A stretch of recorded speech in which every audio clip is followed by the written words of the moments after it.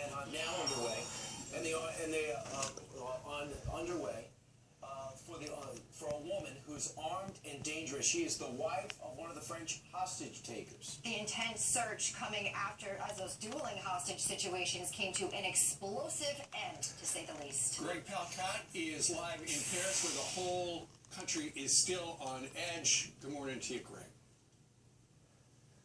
Steve, Brian, Elizabeth, good morning to you. France and all of us are waking up after a horrible week, after a terror-filled Friday. We're waking up to a new reality here, and as you noted, what has been described as a frantic search for the one remaining suspect in all this horror that we saw here.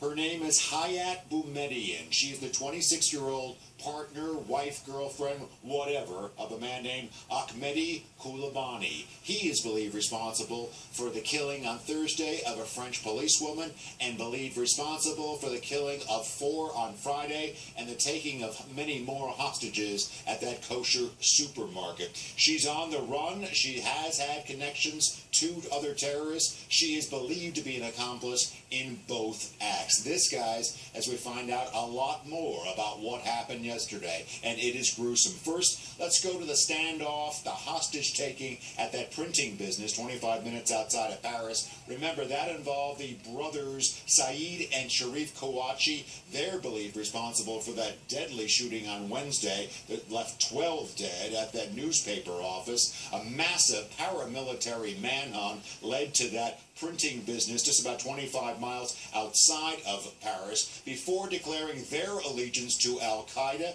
and before saying they would die as martyrs. They burst out of that place, and guess what? They died as martyrs, a fusillade of fire coming from the French police. And let's go to the second situation here at the kosher supermarket on the eastern side of Paris. Again, that involved Coulibaly.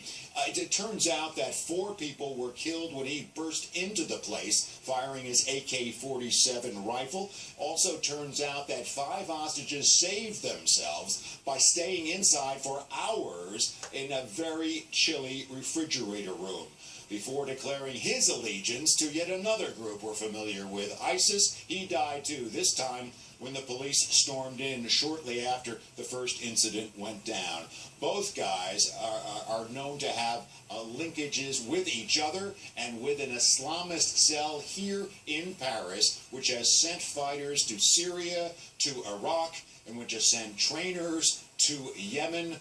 Well known, but somehow they got under the police radar to do this kind of terrorist act. That is why this morning, fellas, and ladies, there was an emergency meeting of the French government involving the French president, prime minister, interior minister, justice minister, trying to assess what's going on here. And they've laid on a lot more soldiers and police to guard Paris today. A huge rally in honor of those killed and the future planned for tomorrow. Back to you. With a lot of European leaders also going to be attending, from Cameron to Merkel to the Italian president. Thanks so much, Greg. Great job yesterday. And I'll be checking with you with developments all throughout the morning. Incredible work there, Greg. Thank you. Absolutely. So to recap, the 3 primary terrorists are dead, the Kouachi brothers and the Coulibaly guy, the guy from the grocery store. Now, the key is his wife or girlfriend is still on the run. And the worry is she was actually an accomplice, and there she is right there, Hayat Boumediene. She is probably an accomplice to the murder on the streets of Paris of that police officer on Thursday. And you know what? Just like the Kouachis, just like Coulibaly, she has been on the radar of the authorities for a long time, and they have not stopped them. That's right. Who was she in love with?